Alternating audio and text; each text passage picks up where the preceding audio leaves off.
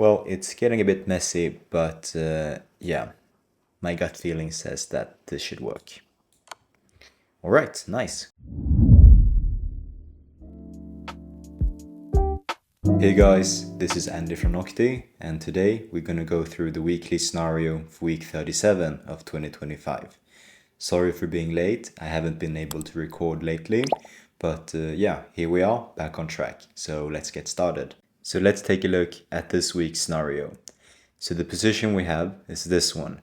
And when we analyze this position, the first thing that stands out should be that the kings are castled on opposite sides. So white in this case has castle long and black has done a regular kingside castle. And if you look more closely, we see that material is equal and also that the pawn structure is symmetrical. Both sides has 3 pawns on the queen side and 4 pawns on the king side. And then when we look at the piece count, we see that the material is exactly equal. And on top of that, we see that both have 2 knights and 1 dark squared bishop. So in this sense, everything should be balanced and equal except the fact that the kings are on the opposite side of the boards. And that should be the main guiding light when we come up with a plan for white. So now let's just ask ourselves, what should the evaluation be of this position? And here, feel free to pause for a moment to think this through. But here it is clear that white should be better. And the reason for that is, first of all, white has gone much far in development. We have 3 minor pieces and all of them are out. And if we look at black on the other hand, the knight here on b8 is still stuck. So the rooks aren't connected and black still needs time to bring the knight out simply. And second of all, when we have castle on opposite sides of the board, the main idea for the game should be attacking the opponent's king. So both sides should be wanting to launch pawn storms and trying to open up the position in front of the opponent's king. And here we see that black's king should be much more vulnerable. So when we look at black's pawn shelter, we see that it's much farther up the board. And this usually means danger because it's easier for white to get contact with the pawns and thus breaking open the pawn shelter. Black, on the other hand, will need many moves to bring their pawns up close to white's pawn shelter. And here we see that white's king here is safe behind the 3 pawns on a2, b2 and c2. So all in all, white should be much better, and let's see how the game might continue from here. Alright, so now let's try to figure out a good starting move for white. And as we've discussed, we should be focusing on attacking. So here, the rook here on the d file is actually not that useful. For one part, we see that the squares on the d file are very well controlled by black. We have the d8, d7, d6 and d5. All of those squares are covered by black and our rook can't infiltrate there. So yeah, this rook should instead be brought over to join the attack against the black's king. So here, when we calculate, the best starting move is the concrete pawn break g4. So of course, when you play such a move like this, it's very forcing. Once you play it, there's no going back. So you have to be very careful and calculate as thoroughly as you possibly can. And here, let's just take a look at the, natural response for black. Because it appears that the g4 pawn is just hanging. Because now, black has 3 attackers on the g4 pawn, the queen, the knight and the pawn, while white, on the other hand, only has 2 defenders. We have the queen and the pawn. So from this perspective, the pawn should be hanging. But let's take a look at why it's not really hanging. So let's say black takes back, we take back with a pawn, and now black can capture the pawn with their knight, seemingly just gaining a pawn. But here comes the important follow-up for that idea. And as we said, we've managed now to open up the g file against black's king, and also the h file is now open. And as we discussed earlier, the rook here on d1, we don't want it staring down at the d file. That's going to be impossible to penetrate anyways. So what do? We bring it over to the king side. And here, black is actually in danger already, and it's very difficult for black to parry this. So now we have 2 attackers on the knight here. So the knight is under target. And Furthermore, we see that the pawn on g6 is skewered. So if black moves the knight, then the g6 pawn is hanging. But if black does not want to move the knight, it's going to be difficult to defend it. So yeah, already white should be completely winning. So let's go back for a moment and see if black had other choices. So what other choices does black have? Well, another move is try to stay passive. So here I would think about it in this way. When we play g4, black basically has three options. And the first of them was to accept the pawn trade, capturing the g4 pawn. And the second is what we're going to look at now. And that's when black makes a passive move, maintaining tension and yeah, keeping the position as it is. And the third move that we're going to look at is playing g5, and that also changes the pawn structure. So let's say here that black does not react to our pawn push and instead plays knight f7. So this is a reasonable move. Black moves away the knight from the edge towards the center. So that is a good positionally sound move. And furthermore, the knight here on f7 can help out in the defense, guarding the e5 square, the g5 square, and of course the h6 square. So let's see here how white should react to this. Here we should remember our initial idea behind the g4 pawn push. What was our main goal with that? Well, it was of course to open up files against the opponent's king. So here, how should we do that? Well, we should of course capture on h5. And here, black should capture with the rook, because otherwise opening up the g file would be too dangerous. And here, white can simply make this amazing sacrifice, taking on g6 with the knight. So in this position, when we have the queen pointing towards the black king side, we have the bishop, and also the rooks ready to step in, this sacrifice will indeed succeed. If black takes, we simply deliver a check with the rook, and here black is in trouble. So now let's go back once more and see at black's third option. Alright, so here we saw that if black remained put and didn't do anything, then we want to capture on h5.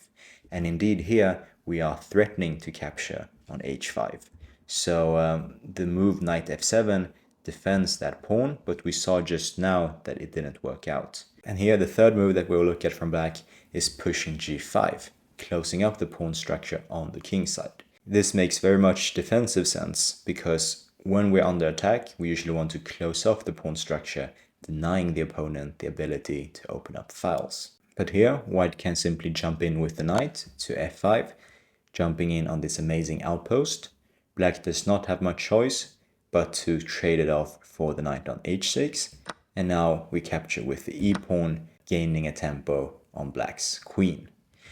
So here, black's queen must move, and the most sensible move is playing queen c4. Remember, when we're under attack, we want to trade pieces, and especially the queens. So here, queen c4 gains a tempo, and here, white should of course avoid the queen trade and go on with queen f3.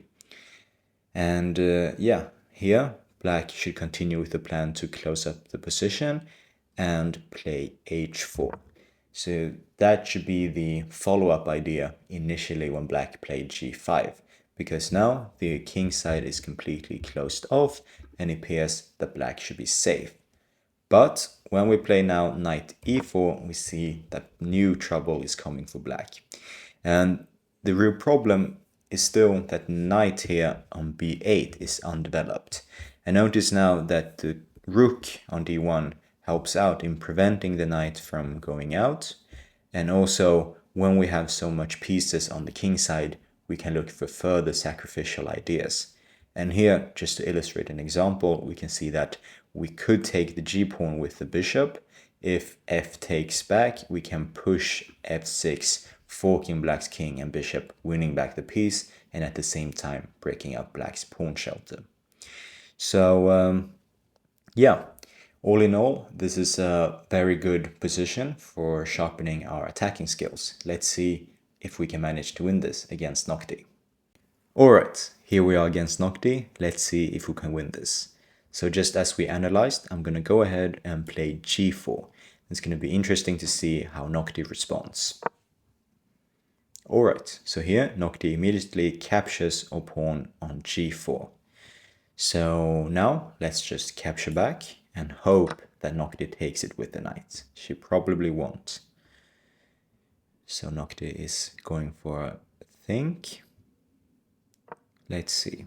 Okay, interesting. So here Noctie thought for a bit and realized that the pawn here on g4 is poisonous. Remember, black does indeed have two attackers on this pawn, while we only have one defender. But taking it would allow our rook to come to g1 and launching an attack against black's king. So here Noctie plays a natural move, developing the b8 knight, and yeah, maintaining the position as it is. Let's see here, what do we do? The natural move here should be to bring over our rook to the g-file, continuing with our plan to increase the pressure against black's king. And yeah, with that move we're also defending the g4 pawn, and then we are preparing to do some nasty things. So yeah, I'm gonna go ahead with that. Rook d to g1. Let's see what Noctie does.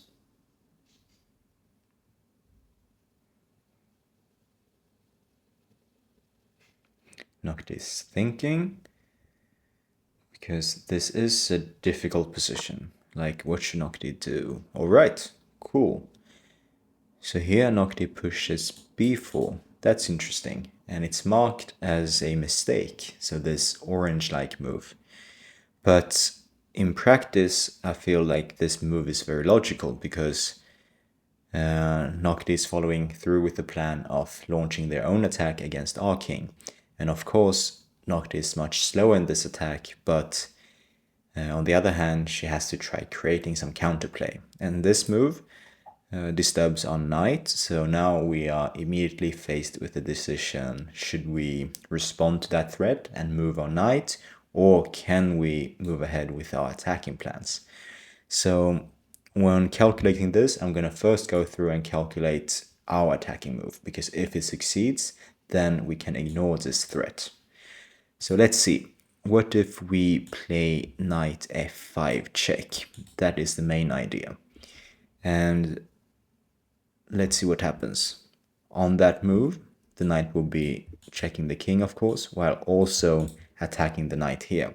So that means that black's king cannot move. So black cannot respond to this check by moving the king, because then we can capture the knight on h6. So here when we play knight f5 check, black will be forced to either capture it with the pawn or the knight. So pawn takes won't work, because then we'll take with the g-pawn, launching a discovered check on the king, and then pick up the queen. So it's very forcing. When we play knight f5 check, now we have calculated that the only move for black that makes sense should be taking with their knight. Alright, but then we should go ahead and take with the g-pawn, and the g-pawn now should be attacking the queen and also the g6 pawn. So once more, we have created a threat that is, how do you say, more dangerous than black's threat against our knight. Let's see what happens. So then probably black should take our rook as an in-between move to bring our rook away from the g-file.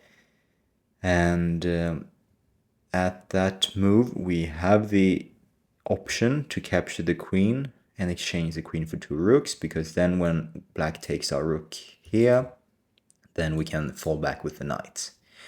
But I think it will be better just to take back with the rook. We will have the h-file. Black still needs to respond to our f-pawn attacking the queen. Well, it's getting a bit messy, but yeah, my gut feeling says that this should work. Alright, nice. We got a blue move, so that is a great move. So probably, yeah, this probably works. Yep, so this follows our calculation, and here we simply take back the knight with our pawn. Let's see what Noctie does. Alright, Noctie chooses to take our rook here as an in-between move. So let's pause for a second.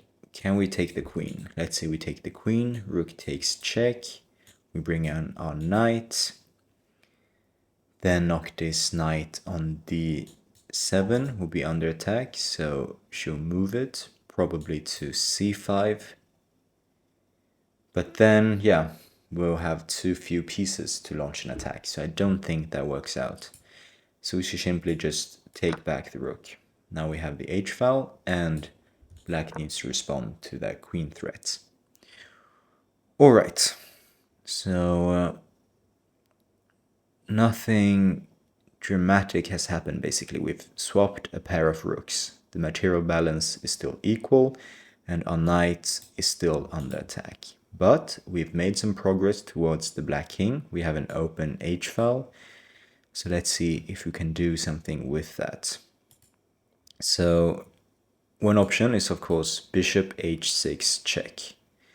On that move, I think black is forced to go to g8 to avoid any discovered attacks. And what happens then? Then probably we can take the g6 pawn. If queen takes, then we can play queen c4 attacking black's king. It looks difficult for black to defend that. Okay, what more options do we have? We could also play g takes. But after g takes, queen takes, I don't see a clear follow-up. So I think I'm going to go with bishop h6. Let's see. Alright, king g8. And now the idea is to take this pawn, because if queen takes, we give a check. Queen must block. Then we bring in the rook, checking again. If the king moves, the queen is hanging. So if we take the g-pawn, black won't be able to capture back, so the queen must move. And as we saw, the queen must still guard this diagonal against the king. So the only move after f takes g6 is queen e6. Alright, but after queen e6, couldn't we just play like queen h5 with the intention of moving the bishop and just, yeah, going for checkmate along the h-file? Should work, doesn't it? Let's go with that. Alright, it's marked green, so it's good at least. Shouldn't be a blunder. But on the other hand, yeah. Oh, okay, interesting. Noctie takes back. Did we miss something? Let's just calculate this one more time before we go with queen c4 check.